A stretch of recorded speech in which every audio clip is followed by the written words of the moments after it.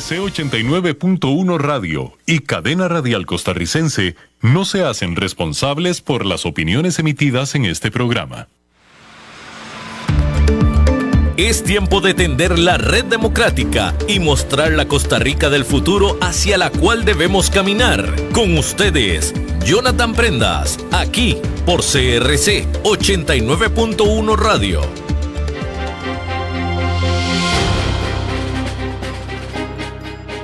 Saludos, ¿qué tal? Mis buenos amigos, familia de Red Democrática, que está siempre en sintonía de la CRC 89.1 Radio a lo largo y ancho de nuestro país, y también a quienes nos siguen por plataformas digitales, CRC 89.1 Radio, @Jonathan Prendas, @Red Democrática. Este es un episodio más de la Fundación Red Democrática por medio de su programa, se llama Red Democrática, para poder llevarles hasta sus hogares, sus trabajos, sus vehículos, sus distintos dispositivos móviles, las mejores voces, las más calificadas, las que inciden directa e indirectamente en el quehacer, en lo que usted necesita que se haga y que se resuelva, a los actores que van a tener gran protagonismo en este año electoral. Hemos estado entrevistando a precandidatos y a personas que seriamente y casi oficialmente aspiran a la presidencia de la República, tal cual ayer lo hicimos con Fernando Zamora del partido PNG. Ya hemos entrevistado a 3 de los 4 precandidatos del Partido Liberación Nacional, y el día de hoy tenemos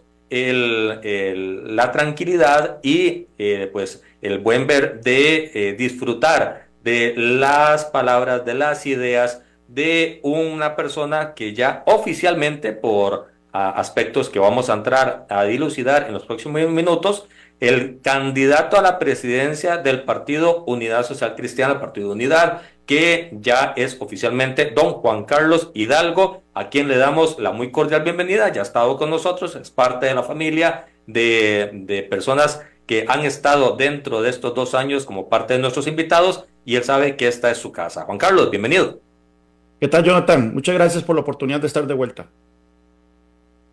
Gracias a vos por sacar de la agenda. Sabemos que está bastante apretada por los acontecimientos de los últimos días, y pues muchísimas gracias por destinar tiempo para poder conversar con nosotros. Juan Carlos, ¿qué se siente ser ya oficialmente candidato a la presidencia de uno de los partidos más tradicionales y más acostumbrado a incidir en la agenda pública como es el Partido Unidad? Es una enorme responsabilidad que asumo con entusiasmo. Este país es un país que yo amo sobre todas las cosas. Me frustra mucho ver que, a pesar de las enormes oportunidades que tenemos, estamos desperdiciándolas, estamos sufriendo serios retrocesos que comprometen el bienestar de nuestros compatriotas en salud, educación, seguridad, el rezago que se ve en las oportunidades de desarrollo de las zonas como la zona sur, el Pacífico Central, la zona del Caribe. En fin, me entusiasma mucho poder desarrollar una propuesta y presentársela a los costarricenses este año, una propuesta de reformas, una propuesta de soluciones a todos estos problemas. Mi vocación siempre ha sido las ideas, mi vocación siempre ha sido la política pública, cómo adoptar políticas que mejoren la calidad de vida de las personas. Y entonces, habiendo superado el escollo de una eventual convención interna, que no se va a dar, puedo enfocarme de lleno en los próximos meses en trabajar de lleno esa propuesta y ver cómo se la presentamos a los costarricenses, de tal forma que me pueda ganar la confianza de ellos para el próximo 1 de febrero. Juan Carlos, ¿cómo lograste vos y tu equipo llegar a un consenso dentro del Partido Unidad? Porque ahí hay liderazgos de todo tipo. Dentro de la organización hay 7 provincias muy representadas y con mucho peso, y pues todos con esa sed de poder representar y tener el honor de representar al partido. ¿Cómo lograste ese consenso general? Sí, ahí el tema fue, sin duda alguna, el hecho de que se hizo un buen trabajo, muy buen trabajo desde la presidencia del partido. Cuando asumí la presidencia en septiembre del 2022, disculpen, prometí que iba a ser una presidencia reformista, una presidencia transformadora, que no venía a calentar la silla, que venía a hacer cambios profundos al partido, cambios que estaban pendientes por muchos años. Impulsamos de lleno una reforma a los estatutos que desde hace 10 años se venía hablando y que no se ejecutaba. Se logró aprobar esa reforma. Se hizo un relanzamiento de la imagen del partido que fue muy exitoso. Luego tuvimos la campaña municipal en donde obtuvimos los mejores resultados del partido en 20 años. Pasamos de 15 a 20 alcaldías, aumentamos en 20% la cantidad de síndicos y regidores a lo largo y ancho del país. Hicimos un relanzamiento de las secretarías nacionales, relanzamos los núcleos de acción programática con gente de primer nivel, mucha gente nueva que se acercó al partido o gente que había dejado las filas del partido pero se reincorporó. Fortalecimos las relaciones internacionales del partido, conseguimos fondos nuevos de cooperación internacional, con, por ejemplo, la fundación del Partido Demócrata Cristiano Sueco para capacitación de jóvenes y mujeres. En fin, se hizo un trabajo muy robusto que me fue ganando la confianza de las bases y de la gente que vio en mí un líder transformador dentro del Partido Unidad Social Cristiana. Y bueno, cuando llegó la decisión de dejar la presidencia del partido y optar por la candidatura presidencial, afortunadamente conté con el apoyo de la mayoría de los alcaldes del partido, la mayoría de la fracción legislativa, y es por eso que creo yo que a partir de ese evento tan contundente de lanzamiento de campaña que hicimos el 12 de enero, donde llegaron 1.200 personas, creo yo que las cosas ya se fueron dando para un acomodo en el Partido Unidad Social Cristiana. Dentro de las cosas que el año pasado, de lo que comentas, llamó mucho la atención fue el lanzamiento de equipos programáticos, gente con experiencia y gente que no ha estado involucrado en pues, escenarios complejos dentro de las denuncias que se ha hecho sobre política pública. ¿Ese es tu baluarte técnico para poder dar el paso al frente? Así es, Jonathan. Vea, yo soy una persona apasionado de las ideas, como dije anteriormente, y que creo muchísimo en el trabajo en equipo. Esto no se saca adelante pues, mediante un liderazgo mesiánico, alguna persona que diga, mira, el Estado soy yo. Aquí esto se saca en equipo y es por eso que el eslogan de nuestra campaña es la fuerza de la unidad. Y bueno, se hizo un trabajo muy intenso por reclutar gente de primer nivel para las secretarías nacionales. Esa gente sí continúa ahí. Muchos de ellos estuvieron en estos micrófonos, en su programa, hablando sobre temas de justicia, hablando sobre temas de vivienda, hablando sobre temas de educación. Y bueno, precisamente estos equipos ya vienen trabajando desde hace un año en la propuesta programática del partido. Ahora, siendo yo el candidato virtual del partido, puedo imprimir un poco más mi filosofía dentro de la propuesta que va a desarrollar estos núcleos de acción programática. Pero efectivamente tenemos gente de primer nivel y no solo eso, mucha gente también buenísima que se ha incorporado pero que no puede salir a la luz pública por compromisos profesionales y otros, pero que está contribuyendo a esta propuesta. No me queda la menor duda de que el Partido Unidad tendrá el mejor plan de gobierno, las mejores soluciones para los costarricenses y el mejor equipo de gobierno. Juan Carlos, ¿cuál es ese sello que vas a implementar? Ideológicamente, ¿dónde está situado Juan Carlos Hidalgo y qué puede esperar el electorado? Yo quiero una propuesta transformadora, una propuesta de reformas estructurales. Y es que los problemas que viene arrastrando Costa Rica no se resuelven con parches, no se resuelven con nadadito de perro. Se resuelven con políticas, cambios estructurales profundos en algunos casos, y en algunos casos, Jonathan, cambios que trascienden la duración de un solo gobierno, pero que hay que empezar. O sea, hay que empezar a ponerlo sobre la mesa. Entonces, sí, yo creo, ideológicamente, yo me sitúo en un punto en donde creo una economía competitiva. Creo que el sector privado es el llamado a ser el motor de desarrollo y de movilidad social de un país. Yo soy de la tesis de que el mejor programa social es un buen empleo, un empleo formal, que le brinde a una persona la capacidad de empoderarse y de superarse por cuenta propia. Creo en un Estado subsidiario, como lo establece la Carta Social Cristiana de Costa Rica, en donde el Estado participa en aquellas actividades únicamente en aquellas actividades donde el sector privado no puede participar o no quiere participar o lo hace mal. Creo también en impuestos bajos, pocas regulaciones sensatas, creo en la competencia, creo en un Estado solidario que sí, que apoye fuertemente a las personas que no pueden salir por por su cuenta. En fin, yo creo que dentro del espectro ideológico me sitúo dentro donde el Partido Unidad Social Cristiana históricamente ha estado. Hemos sido un partido que abrió la economía en los años 90, impulsó fuertes programas sociales, y eso es exactamente el centro que necesita la política costarricense, el equilibrio que necesita la política costarricense. Pero sí, vamos a impulsar políticas de cambio efectivo en los próximos 4 años. ¿Representa Juan Carlos Hidalgo los estándares del Partido Unidad Social Cristiana tradicional? Sí, sin duda alguna. Sin duda alguna, la propuesta del partido va a ser totalmente consistente con la Carta Social Cristiana de Costa Rica.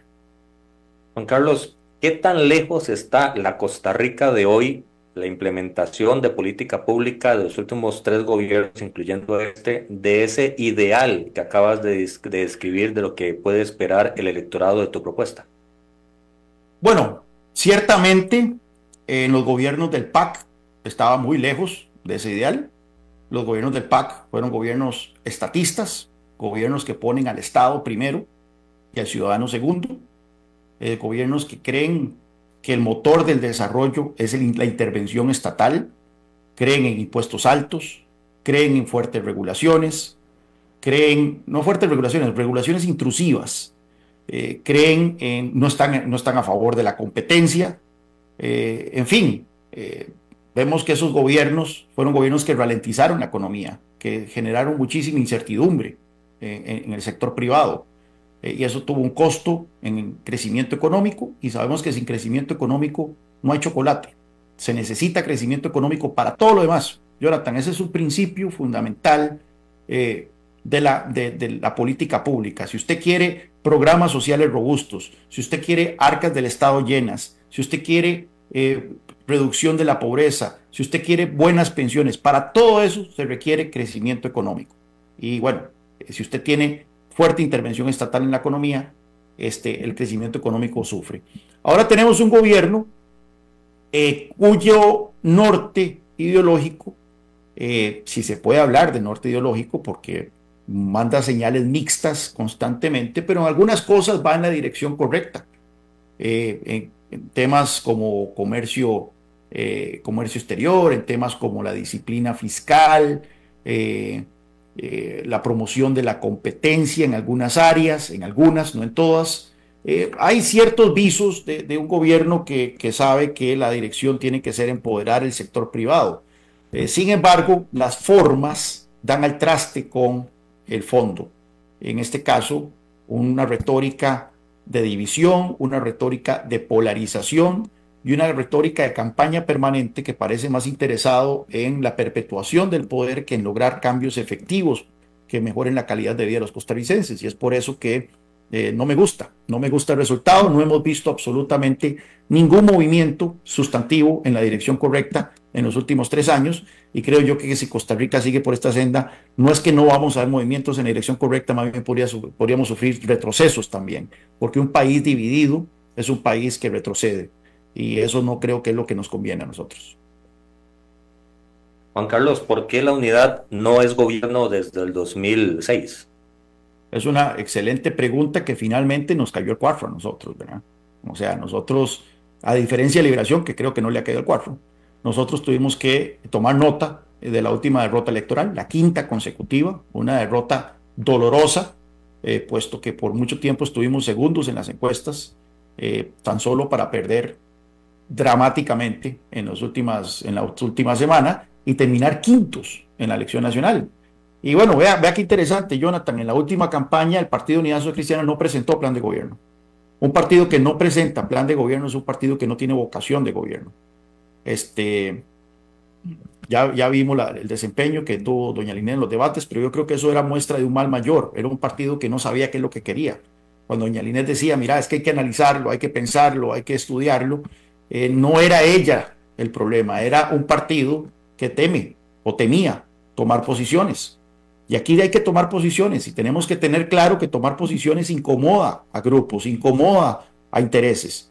Pero bueno, eso es lo que los costarricenses esperan. Ya los costarricenses no quieren plato de babas en una campaña política. Quieren posiciones contundentes y soluciones a los problemas que nos afligen. Y cuando uno da soluciones, uno tiene que ser claro en qué es lo que piensa hacer y cómo lo piensa ejecutar. Y por supuesto que esto molesta a algunos grupos. Y eso tal vez el Partido Unidad Social Cristiana por mucho tiempo quiso ser un partido de aguachacha, ¿verdad? Sin decir exactamente qué es lo que pensaba, qué es lo que quería. Eso va a cambiar, ha cambiado. Ahora vamos con una posición muy clara y los costarricenses saben muy bien a qué le están apostando si van a votar por mí y por el Partido Unidad Social Cristiana. ¿Por qué se dice que en estos gobiernos donde no han sido presidencia han cogobernado?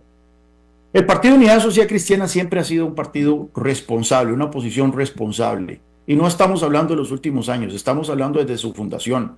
En 1983 nace el Partido Unidad Social Cristiana, el 17 de diciembre de 1983. Y recordemos el rol protagónico que jugó esa fracción legislativa en el proceso de implementación de los programas de ajuste estructural. Las negociaciones, el Partido Unidad Social Cristiana, tanto en el gobierno de Luis Alberto Monge como en el gobierno de Óscar Arias el primero, fue una oposición que permitió que el gobierno pudiese implementar estos programas de ajuste estructural, a diferencia de lo que ocurrió en el año 90-94, cuando Liberación Nacional llegó a la oposición y boicoteó los programas de ajuste que implementó cuando era gobierno. El Partido Unidad Social Cristiana siempre ha sido un partido con vocación de ayudar en aquellas cosas que coinciden con nuestro pensamiento. Entonces lo hicimos en los años 80, lo volvimos a hacer en el 2006 con el proceso de apertura del Tratado de Libre Comercio, sin los cuales, sin los votos de la unidad no se habría logrado eso.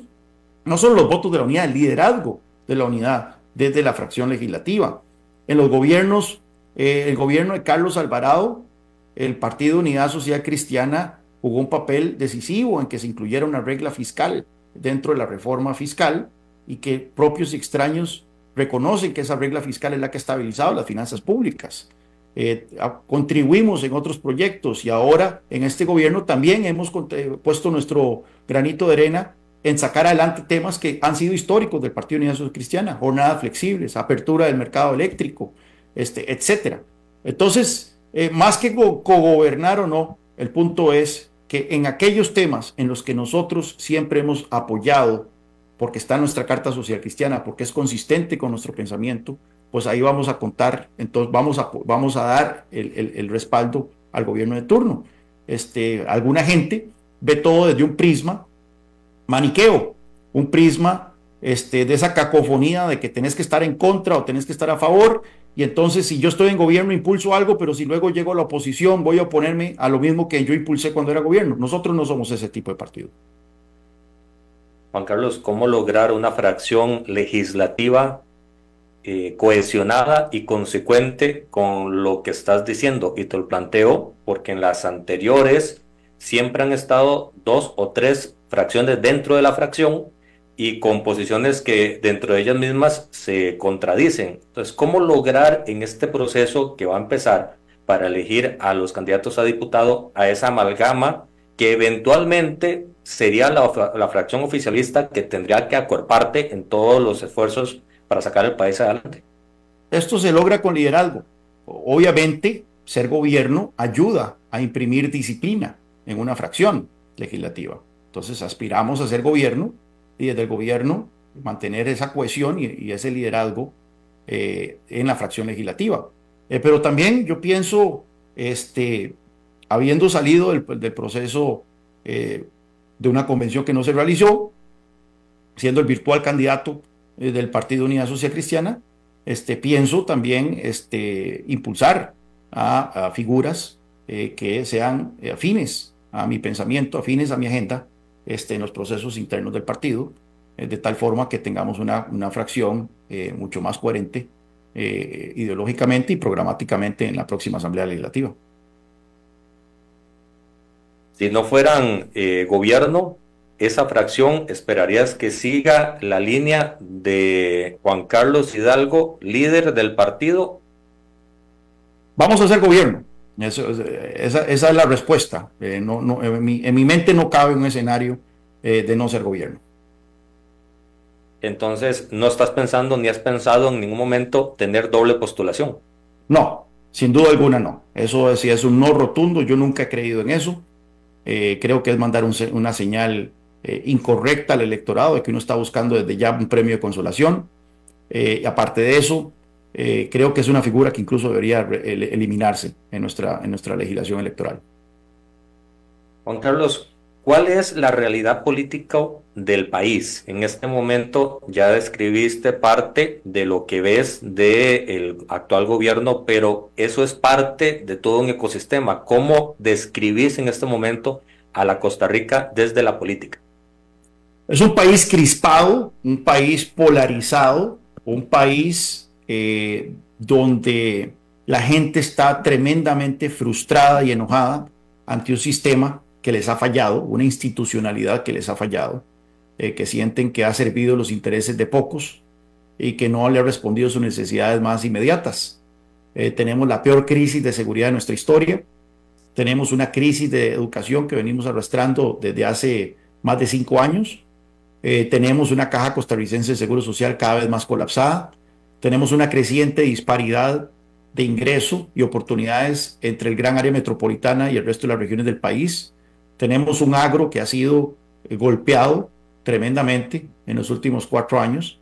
Y bueno, todo esto atiza este descontento, esta frustración. La gran pregunta, Jonathan, la gran pregunta de esta elección es, ¿qué es lo que quieren los costarricenses? ¿Venganza o soluciones? Eso es. Porque lamentablemente cuando uno está enojado, muchas veces no piensa bien. Y más si hay actores políticos allá afuera que lo que están haciendo es atizar ese enojo, atizar ese odio, atizar esa división. Y pues bueno, entonces uno se le va la sangre a los ojos y uno está esperando pedir cabezas, ¿verdad? Y andar como la reina de Alicia en el País de las Maravillas, ¿verdad? Queriendo ver a quién se vuela. Esa no va a ser mi campaña. Yo no voy a incurrir en eso, aunque podría ser electoralmente mucho más expedito que hacer una campaña seria, hacer una campaña de soluciones, hacer una campaña de propuestas, que es lo que pienso hacer. Yo voy a tratar con respeto al electorado costarricense, voy a tratar con respeto a mis contendientes, sí, marcando la diferencia. Tampoco significa una campaña suavecita, ¿no? Hay que marcar las diferencias en programas, hay que marcar las diferencias en visiones de país, pero sin incurrir en chabacanerías, sin incurrir en ataques personales, sin incurrir en insultos. Eso es lo que pienso hacer en esta campaña electoral. Pero sí, veo un país muy polarizado y eso no deja de ser preocupante. De esa polarización la divido en dos. La primera, institucionalidad que no ha dado respuesta, estabas diciendo. ¿Es la unidad de alguna forma responsable de esa falta de respuesta de la institucionalidad, no solo de cuando fue gobierno, sino desde la Asamblea a la hora de resolver con algunos ajustes al sistema? Sí, pues sin duda alguna, hay que hacer un mea culpa. Tampoco podemos venir aquí a lavarnos las manos. Sí es cierto, Jonathan, que si nosotros analizamos cualquier indicador en este país, económico, social, generación de empleo, fiscal, reducción de la pobreza, seguridad, etcétera, veremos que en los últimos 35 años, veremos que el país ha estado mejor en los gobiernos de la Unidad Social Cristiana. Eso es un hecho. Sin embargo, no podemos lavarnos las manos de que también muchas de las cosas que molestan hoy a los costarricenses han sido obra de un sistema político en donde la Unidad Social Cristiana tuvo una cuota importante de poder. Y entonces, eso es importante recalcarlo y es importante decir a los costarricenses que yo represento un nuevo liderazgo dentro de la Unidad Social Cristiana que viene a cambiar esas cosas, que viene con la vocación de corregir situaciones políticas que se gestaron a lo largo de las décadas y que le han fallado a los costarricenses. Y ojo, Jonathan, yo estoy en récord. O sea, no es que de repente aparece este carajo Juan Carlos Hidalgo diciendo que no creen las cosas como están. Yo estoy en récord por años, más de una década, en columnas de La Nación, artículos de opinión, entrevistas, participaciones en conferencias y demás. Estoy en récord criticando el statu quo, criticando la manera en que la institucionalidad le ha fallado a los costarricenses. Así que no es que de repente de manera acomodaticia yo vengo a ponerme en una posición de crítica, no, esa ha sido mi posición por muchos años y es por eso que le pido la confianza a los costarricenses porque he estudiado estos problemas por década, más de una década, y tengo las soluciones para resolverlos. La otra parte, Juan Carlos, es la polarización ya en lo social. ¿Es el eje o el engranaje político de los últimos 3 años responsable, directo o indirecto, de esta polarización y esta poca paciencia que hay en la sociedad para poder resolver los problemas y para poder salir adelante? Mira, este descontento se viene gestando por años. Hemos visto en las últimas elecciones, vimos a Villalta en el 2014, en fin, ¿cómo se llama? Juan Diego Castro en el 2018. Venía gestándose desde hace rato este descontento con el sistema. Y bueno, sabemos que ahí es donde surge ese caldo de cultivo para el populismo. Entonces sí, claro, claro que el sistema político ha sido un elemento catalizador de este descontento. La pregunta es, los actores políticos que vamos a participar en esta elección, ¿vamos a atizar, acelerar este fenómeno que es tremendamente peligroso o vamos a tratar de echarle paños fríos? Yo soy de los que quiero echarle paños fríos, pero la única manera de aplacar este descontento es ofreciendo soluciones de cambio. No diciéndole a la gente tampoco, Jonathan, de que las cosas están bien y que lo que hay que proteger es esa institucionalidad, como es el discurso de un Frente Amplio, como es el discurso de Liberación Nacional, que están diciéndole a la gente, el statu quo es bueno, mantengamos las cosas tal cual están actualmente, cualquier propuesta de cambio es un ataque a la institucionalidad. Eso tampoco es mi norte. Cuando hablamos de la Unidad Social Cristiana, hablamos, Juan Carlos, de los 7 liderazgos provinciales que rigen lo interno del partido. ¿Hay armonía a lo interno del liderazgo tuyo? Sí, hay armonía. Obviamente uno no es un billete de 20,000. Obviamente hay gente que no cree en mí en el partido y lo ha manifestado.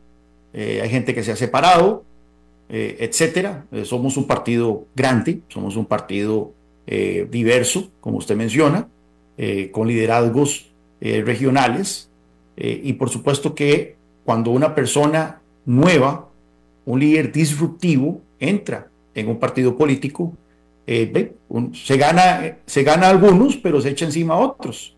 Y bueno, ese ha sido mi caso.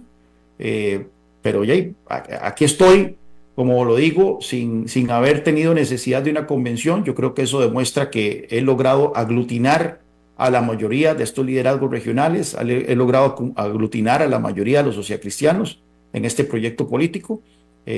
Haré los esfuerzos para tender puentes con otras tendencias y otras personas que se han sentido excluidas o que no ganaron, pero teniendo claro de que también hay un compromiso por la transparencia, hay un compromiso por la visión que quiero imprimir y que eso no es negociable. ¿Esperas una fracción legislativa con gente que ya haya sido diputado? ¿Es requisito tener esa experiencia? No es requisito, no es requisito. Estoy haciendo un repaso así de los nombres que suenan en algunas provincias y creo que no hay ninguno que haya sido diputado anteriormente. Además, estoy casi seguro, no sé si me está escapando alguien, pero no hay ninguno que suena a diputado. Bueno, sí, en una provincia hay uno. Pero no es requisito haber pasado por la Asamblea Legislativa. Podemos tener una fracción bastante fresca en ese sentido. Pero tampoco quiero demeritar la experiencia que un exdiputado o exdiputada puede traer a una fracción legislativa. El gabinete, si la elección fuera hoy, podrías armarlo sin problema y sin hacer la búsqueda de currículums, como en un caso, o el gobierno de unidad nacional que hicieron en otro caso. A un año de las elecciones puedo decir que el esqueleto ya está ahí. O sea, la base, la columna vertebral de un gabinete ya la tengo pensada. Obviamente hay que hablar con la gente, obviamente hay que ver si la gente quiere comprometerse y demás, pero mi Dream Team si se puede decir, ya lo tengo en mi mente y la verdad es que es un equipo que le daría muchas grandes cosas a Costa Rica. Normalmente se ha dicho, Juan Carlos, que alguien que quiera gobernar adecuadamente, gerenciar el país, tiene que tener tres, cuatro temas top y el resto ponerlos a administrar para que para que pueda avanzar sin mayor problema. ¿Cuáles son esos tres, cuatro temas top de los cuales vos podrías poner carne en el asador y poner las soluciones para salir adelante? Sí, son cuatro, tal vez cinco, ¿verdad? Tomando en cuenta que algunos pasan por la Asamblea Legislativa y otros no tanto, ¿verdad? Uno que no pasa por la Asamblea Legislativa, porque ya el marco institucional y legal está establecido, pero sí requiere muchísima voluntad política y sí pasa por la Asamblea Legislativa en cuanto a asignación de recursos, que debe haber una asignación de recursos en ese sentido. Es el tema del gobierno digital. Costa Rica está atrasada en la digitalización de los servicios del gobierno. Otros países han dado saltos cuánticos, quizás la mayor referencia mundial es Estonia, en donde los ciudadanos pueden hacer casi que todo, hasta votar desde una laptop o desde el teléfono. Pero bueno, hay otros países que han avanzado, incluso países que hasta hace poco eran sinónimo de desastre económico y social, como Grecia. Hoy es un país que más bien se ha vuelto emblemático por la manera en que ha digitalizado los servicios gubernamentales. Eso es una de las prioridades que vamos a implementar. La digitalización de los servicios tiene tres propósitos básicos. Uno, bajarle el costo a la gente de lidiar con la burocracia. Dos, lucha contra la corrupción, puesto que cuando todo está digitalizado cuesta más que te pidan una coima o un soborno. Y tres, por supuesto, es una reforma de Estado a cámara lenta, tal vez un poco lenta, en el sentido de que cuando usted digitaliza procesos hace ocioso a mucha burocracia, y esa burocracia lentamente se va pensionando, se va retirando, va yéndose al sector privado. Con movilidad laboral se puede incentivar este proceso y por lo tanto usted va reduciendo el costo de la burocracia, el aparato estatal, sin necesidad de despidos masivos, sin necesidad de cierre de instituciones de la noche a la mañana, que eso sabemos que tiene un costo político alto. Tema de digitalización del gobierno. El otro es reducción de las cargas sociales. Costa Rica tiene una de las cargas sociales más altas de la OCDE. Nuevamente, repasemos que la OCDE, la Organización de Cooperación y Desarrollo Económicos, es un club de países ricos, desarrollados, donde está Dinamarca, está Japón, está Islandia, está Finlandia, está Suiza. Y bueno, Costa Rica ahí se coló en un proceso donde vos estuviste ahí involucrado en el gobierno pasado, ¿verdad? Somos un país que no es desarrollado, junto con México, Chile y Perú, que también, y Colombia, que están ahí. Pero bueno, dentro de ese país, dentro de ese club de países ricos, Costa Rica destaca por tener de las cargas sociales más altas. Es decir, en un contexto de países desarrollados tenemos cargas que son desproporcionalmente altas, siendo un país en desarrollo. ¿Esto qué significa? Que la mano de obra poco calificada queda excluida del mercado laboral. Si usted tiene que pagar muchísimo para contratar a un trabajador, simplemente no lo contrata o lo contrata por debajo, en la informalidad. Y esto tiene un impacto en las perspectivas de desarrollo de la gente. Entonces, vamos a reducir las cargas sociales para mejorar la empleabilidad de la mano de obra, especialmente la mano de obra poco calificada. También está el tema de la apertura al mercado eléctrico. Ojalá se aprobase en este gobierno el proyecto de armonización eléctrica, lo veo difícil, pero sí vamos a impulsar una apertura del mercado. Costa Rica se aspira a ser una economía que crece el 7% anual, se aspira a traer toda esta inversión extranjera de la cual se habla. Si aspira a generar polos de desarrollo en las regiones, no puede tener un servicio eléctrico, una oferta eléctrica cara y poco confiable. Recordemos que tuvimos amenaza de apagones hace tan solo unos meses. Pues bueno, esto atenta contra el desarrollo, atenta contra la generación de riqueza y por lo tanto necesitamos la apertura eléctrica, que es la apertura pendiente. Ya hemos tenido apertura en telecomunicaciones, apertura en banca, apertura en seguros, y propios extraños reconocen que esos casos fueron exitosos, a pesar de que en su momento hubo oposición feroz, principalmente de los grupos de izquierda. Vamos hacia la apertura eléctrica también. Y el otro tema es el tema de la red de cuidado. En Costa Rica tenemos una tasa de participación de las mujeres en el mercado laboral propia de un país musulmán. Vea usted qué terrible. Pocas mujeres están incorporadas formalmente al mercado laboral. Y la principal razón de eso es que tienen que cuidar a alguien en sus casas. y usualmente ese alguien es un niño. Entonces, ya tenemos una red de cuidado, pero tienen poca cobertura. Nada más un tercio de las mujeres que pueden tener el beneficio lo tienen. Vamos a impulsar su universalización, que requiere recursos también, pero que es una política que también tiene tres grandes objetivos. Uno, incorporar más mujeres a la fuerza laboral, lo cual es un estímulo económico enorme para la economía costarricense. Dos, está demostrado que los niños que reciben educación temprana tienden a ser mejores estudiantes, mejores trabajadores y mejores ciudadanos. Y eso es algo que es una inversión país. Y tres, a partir de este subsidio que se le va a dar, se va a desarrollar toda una economía de cuidado, con centros de atención, especialistas y demás, que también va a tener un efecto virtuoso sobre la economía. Estos son cuatro grandes proyectos que vamos a impulsar. Como ves, uno no pasa por la Asamblea necesariamente, por eso quiero meter un quinto, que es importantísimo, que es que vamos a hacer de todo Costa Rica una zona franca. Vamos a impulsar el empate entre el régimen definitivo y el régimen especial, las zonas francas, de tal forma que dejemos de tener aquí en Costa Rica empresarios de segunda clase.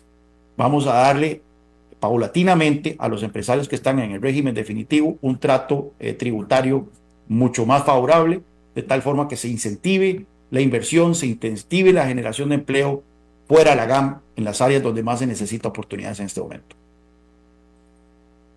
Juan Carlos, empiezo en las repreguntas con este último punto que acabas de tocar, de hacer de Costa Rica una sola zona franca, porque al margen de que genera empleabilidad y genera oportunidad, hay un tema estatal que hay que seguir viendo, y yo sé que lo estabas diciendo, el paulatino se refiere a eso, pero ¿cómo resolver el tema impositivo, ese alimento que necesita el aparato estatal para poder caminar esos 11 billones de colones que anualmente tiene el presupuesto nacional?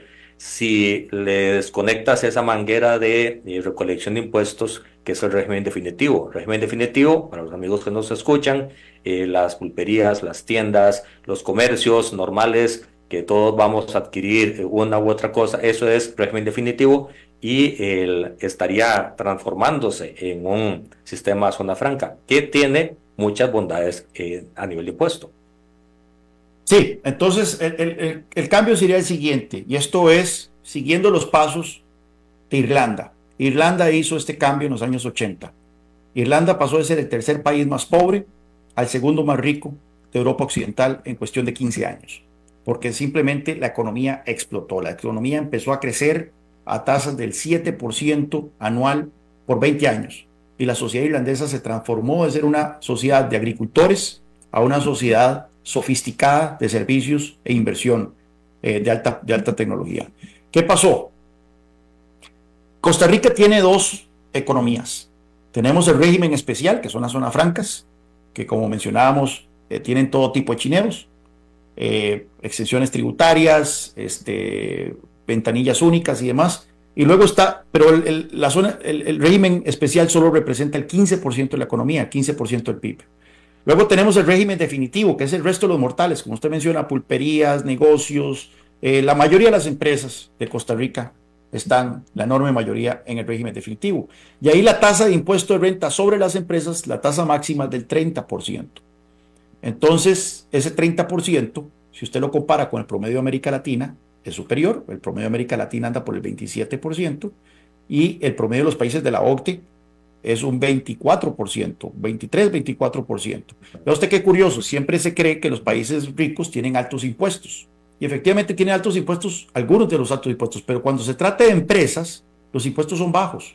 ¿Por qué? Porque en esos países tienen la ecuación correcta. Primero usted permite la generación de riqueza y luego usted la grava. En Costa Rica gravamos la generación de riqueza y adivine qué pasa. No se genera entonces suficiente riqueza, o solo la generan unos pocos.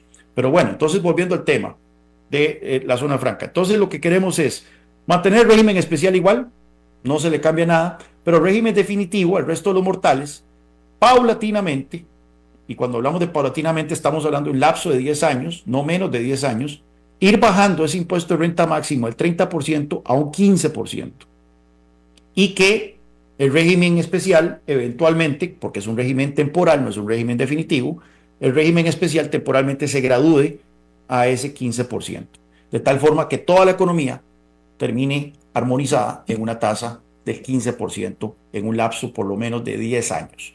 Esto, al ser paulatino, no tiene un impacto tan brusco sobre las finanzas estatales, pero no solo eso, Jonathan. Usted cuando manda la dirección de que se va a caminar en este camino de la reducción del impuesto y que se va a dar facilidades a la inversión, se empieza a generar ese círculo virtuoso de más inversión, más generación de empleo, más crecimiento económico, lo cual compensa la reducción de los impuestos. Y nuevamente, no inventemos el agua tibia. Veamos lo que pasó en Irlanda. Irlanda empezó desde una base mucho más alta. El impuesto máximo sobre las empresas era el 50% y lo bajaron hasta el 12,5% en cuestión de 15 años. Irlanda ahora recauda, por concepto de ese impuesto, 3 veces más de lo que recaudaba cuando tenía una tasa del 50%. Es decir, ha sido una bonanza para las finanzas estatales. ¿Por qué? Porque la mejor economía, la mejor receta económica es el crecimiento económico, la mejor receta fiscal es el crecimiento económico. Y eso, entonces, por supuesto que lo podemos replicar aquí a la luz de lo que está ocurriendo internacionalmente. Internacionalmente tenemos una globalización que se dirige hacia un nuevo estado, muy diferente al que hubo en los años 90 y los años 2000. Una globalización donde las decisiones de inversión ya no se toman a partir de eficiencia económica, sino a partir de criterios de seguridad nacional. Y es por eso que muchas empresas de Occidente están buscando restablecer sus operaciones en el continente americano, porque el tema de la Guerra Fría, incipiente entre China y Estados Unidos, esto no se va a disipar en un año, ni en 2, ni en una década, ni en 20 años. Esto se va a quedar por mucho tiempo y por lo tanto estas empresas están buscando venirse de vuelta al continente americano y encontrar países que les ofrezcan opciones seguras y cercanas al mercado estadounidense. Si nosotros le agregamos ese factor de la competitividad y hacemos de todo Costa Rica una zona franca, no me queda la menor duda, y lo digo como estudioso de la economía, estudioso del desarrollo económico, no me queda la menor duda que Costa Rica está en una posición privilegiada para replicar el éxito de Irlanda en las Américas. Juan Carlos, en un minuto para pasar a otra parte. Ese de aumento paulatino de hasta el 15% del régimen especial, ¿no ahuyentaría la atracción de inversiones? Que es parte de lo que se ha dicho en los años anteriores. No, porque no vamos a tocar el régimen de zonas francas. El régimen de zonas francas es temporal. Estas empresas se supone que después de cierto periodo de exención tienen que empezar a pagar impuestos. Se supone no, está establecido así en la ley. Después de 8 años tienen que empezar a pagar impuestos paulatinamente. Entonces simplemente el régimen de zonas francas se queda tal cual está. No se le va a cambiar absolutamente nada. Eventualmente estas empresas van a tener que empezar a pagar impuestos y tienen que llegar a, en lugar de un 30%, como se contempla actualmente, a un 15%. De los 3 temas que te voy a decir, ¿cuál es el que más atención te va a ocupar como presidente eventualmente de la República? ¿Seguridad, educación o salud? Seguridad sin duda alguna, porque esa es la peor crisis que tenemos en este momento y es una crisis muy delicada. No estamos hablando de la crisis de seguridad que tuvimos en los años 90 con los chapulines atormentando los bajos de Monumental, no. Aquí estamos hablando de organizaciones criminales transnacionales cuyos ingresos superan muchas veces los ingresos tributarios del Estado costarricense. Aquí necesitamos una estrategia contundente, una estrategia con fuerte apoyo internacional. Vamos a aumentar a 20,000 efectivos la fuerza pública. Eso es necesario. Vea usted que en este momento en América Latina la relación entre policías, efectivos policiales y cada 1,000 habitantes es de 3,6%.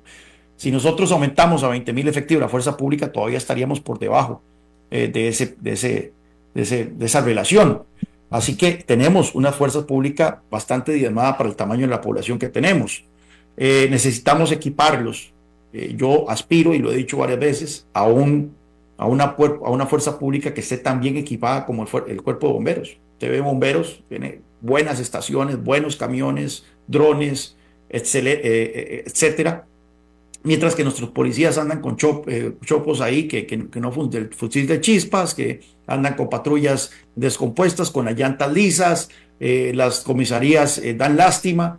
Bueno, yo quiero ver fuentes extraordinarias de financiamiento para apoyar a nuestros policías, a nuestros cuerpos policiales. Necesitamos aumentar la reserva policial. Vea usted, en Costa Rica existía una reserva policial de 4.000 efectivos, que son ciudadanos que en cualquier momento pueden ser llamados a servir en la fuerza pública.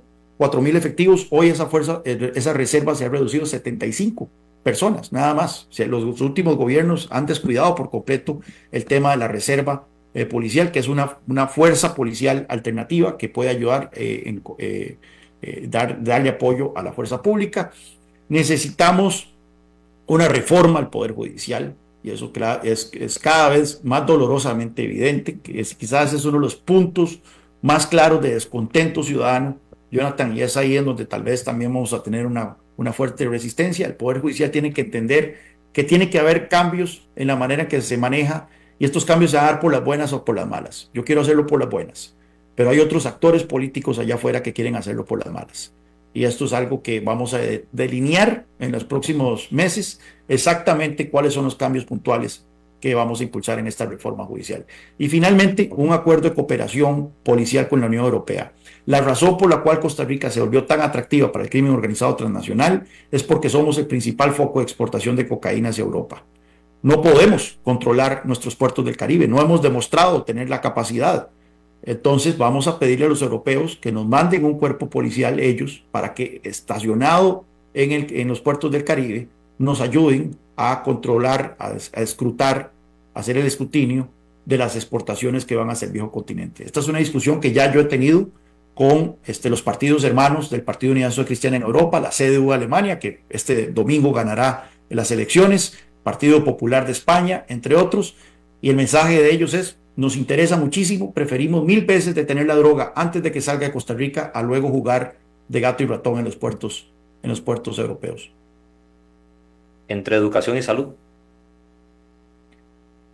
Educación, sin duda alguna. Ahí tenemos una crisis que está minando nuestras perspectivas de desarrollo a futuro. Tenemos un apagón educativo que comenzó en el 2018, llevamos 2025 y seguimos teniendo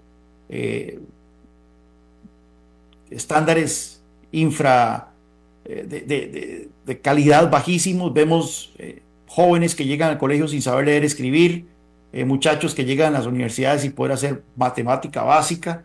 Ahí necesitamos una reforma profunda que parta por evaluación docente, evaluación de centros educativos, que esté enfocada en el tema de la calidad, más énfasis en educación vocacional, más énfasis en educación técnica, y transicionar el sistema educativo de una vez por todas, empezar la transición, y esto no es algo que se logre en un gobierno, pero hay que empezar la transición hacia educación bilingüe. La educación en Costa Rica tiene que darse tanto en inglés como en español. Esto requiere también un cambio profundo del sistema educativo, pero simplemente dar clases de inglés no logra el objetivo de que nuestros niños dominen ese idioma. Necesitan que toda la educación, ciencias, matemática, sociales, todo se enseñe también en inglés, de tal forma que salgan hablando inglés fluido del colegio. En esta última etapa del programa, Juan Carlos, ya estamos llegando a la parte final. Te voy a hacer unas preguntas y simplemente es un sí o no o una idea muy corta. Ok. ¿China o Estados Unidos? Estados Unidos. ¿Reelección continua del presidente, sí o no? Jamás. La venta del Banco Costa Rica. Sí, es posible. Alianza del Pacífico. Sí. Voy a pasar ahora y a decirte nombres. Aunque la Alianza del Pacífico, hay que tenerlo claro, la Alianza del Pacífico está muerta. En principio, yo siempre apoyé la incorporación de Costa Rica a la Alianza del Pacífico. Pero en este momento, con Petro, con el Morena en México y demás, yo creo que esa puerta ya se nos cerró y ya se fue. Sí, concuerdo y coincido. Nombres y me decís dónde los ves o qué piensas de ellos. Okay. Rodrigo Chávez. Un presidente populista. Laura Fernández. Una ministra que ha cambiado mucho, una exministra que cambió mucho su manera de ser. Álvaro Ramos, hijo.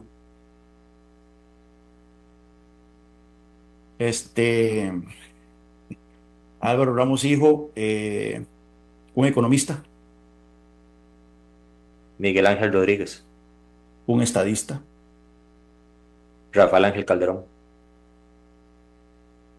Un gran presidente y familia mía. La señora de Purral, la tan mentada señora de Purral. Una señora que ha sufrido mucho en los últimos años. Los docentes. Son héroes en nuestro país y necesitan todo el apoyo para poder volver a rescatar el sistema educativo. Juan Carlos Hidalgo. Un sancarleño que ama muchísimo Costa Rica y quiere lo mejor para este país. Te voy a decir nombres y me vas a decir dónde los ves a futuro. Rodrigo Chávez, diputado o expresidente. Me lo imagino en su casa en Cascais, Portugal, retirado. Laura Fernández. Yo creo que es una mujer que le puede contribuir mucho al país, pero no desde una presidencia.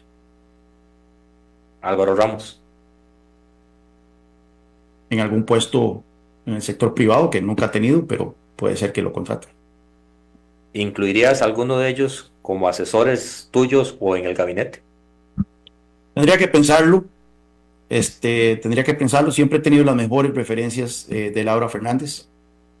Sin embargo, sí debo decir que sus actitudes en los últimos meses me inquietan un poco. Siento que está en un ánimo de tratar de copiar este personaje del presidente polarizador, atizador de odios, y eso sorprende a mucha gente que la conoce, que la ha conocido, pero yo no dudo de sus capacidades profesionales porque siempre he escuchado lo mejor de ella. Frente Amplio. Un partido que ha hecho una oposición firme, valiente, pero cuyas ideas serían el beso de muerte para el desarrollo costarricense. Claudia Dobles. Una ex primera dama que intentó impulsar un tren que hubiera sido un desastre para la movilidad del país. Presidenta de la República. No. A futuro, el sucesor de Juan Carlos Hidalgo, ¿ya lo ves dentro de la unidad? No, o sea, no lo he pensado. Obviamente hay liderazgos que vienen interesantes dentro del Partido Unidad Social Cristiana. El liderazgos frescos, es un partido que se ha rejuvenecido. Tenemos el diputado más joven de la Asamblea, el alcalde más joven del país. Tenemos la mayor cantidad de ediles municipales que son jóvenes. Así que hay mucho de dónde escoger en un futuro. Pero yo por el momento estoy enfocado en tratar de ser el que gane en el 2026. ¿El plan de gobierno cuándo lo lanzas? Eso me emociona muchísimo, Jonathan, hasta que se me prenden los ojos, porque estoy muy emocionado sobre el tema. El economista Víctor Umaña es el coordinador del plan de gobierno. Estamos trabajando de lleno en eso. Hay que presentarlo sí o sí en octubre, cuando la inscripción de la candidatura. Yo esperaría en octubre, pues, obviamente en octubre va a estar listo. Habría que ver si la presentación la hacemos posterior o antes. Lo cierto es que las grandes ideas las vamos a ir soltando, las vamos a ir compartiendo con los costarricenses en los próximos meses. Muchísimas gracias, Juan Carlos. Gracias, Jonathan. Un placer estar aquí. Espero estar de vuelta pronto. Así va a ser. Vamos a estar a la invitación más adelante en la campaña para seguir conversando de ideas, de propuestas y de solución a los problemas. Muchísimas gracias, Juan Carlos, y muchísimas gracias a ustedes que han estado con nosotros en plataformas digitales en frecuencia del FM. Mañana un nuevo programa de Red Democrática. Jonathan Prenda se despide. Hasta mañana, si Dios así lo permite.